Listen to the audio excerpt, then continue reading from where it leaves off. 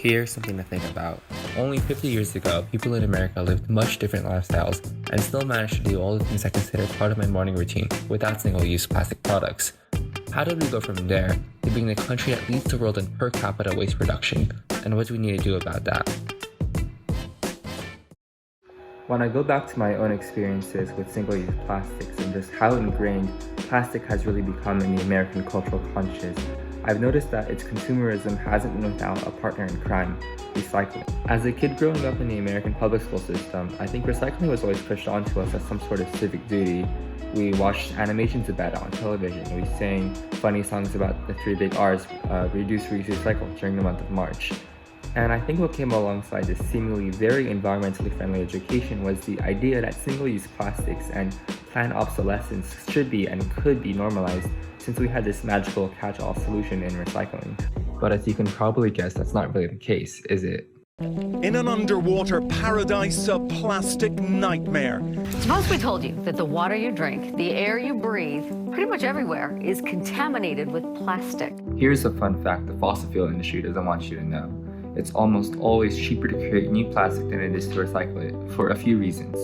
Sorting, separating, and processing trash for recyclable plastic is incredibly expensive. Plastic actually degrades every time it's reformed into something else, meaning it can only be recycled a maximum of 1 or 2 times if it's ever recycled at all.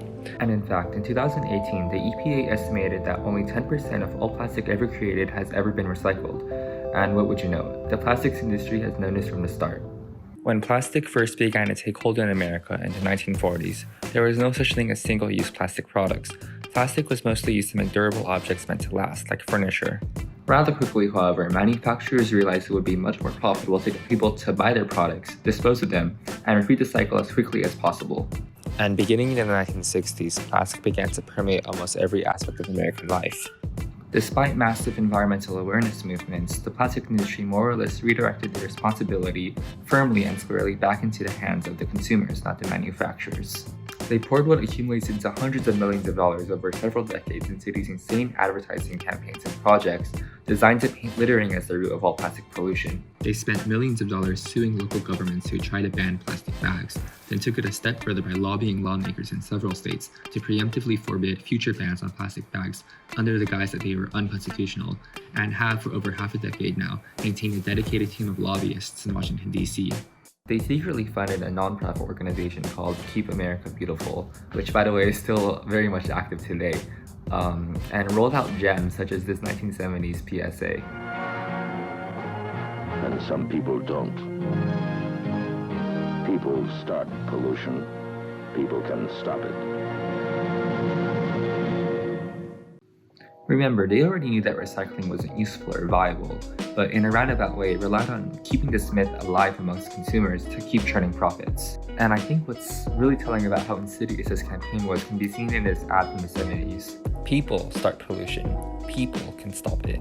That's right, it wasn't the manufacturers who knew from the start that single-use plastics were unsustainable, and that recycling was for all intents and purposes a scam, and used decades of disinformation and government lobbying to hoodwink an entire nation, and produced the estimated 269,000 tons of plastic currently gunking up the ocean. Who started the pollution?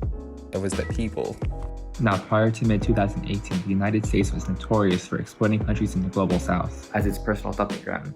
In essence, we sent them all our trash. But around 2 years ago, the United Nations banned the sale of contaminated waste to developing nations.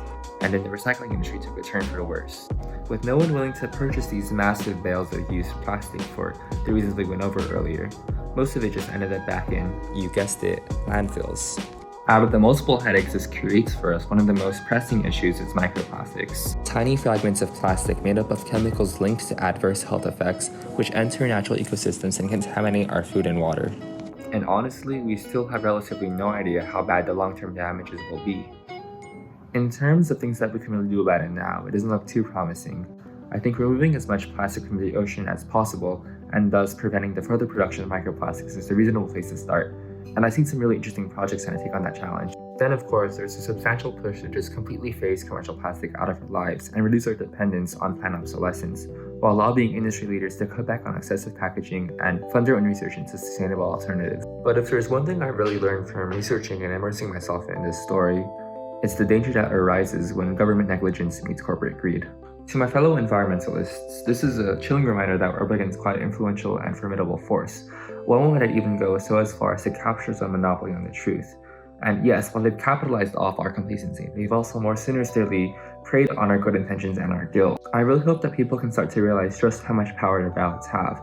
First, to elect politicians who will take a hard stance against industry, whether it be automobile, plastics, fossil fuel, whatever, to fight their active disinformation and to finally bring corporate accountability back to America. Because without someone keeping these extremely powerful institutions in check, all of our efforts really will have been for nothing. And this consumer-manufacturer relationship that we talked about will just continue to be abused to shift responsibility for our environmental crises away from the party that's at the root of the problem.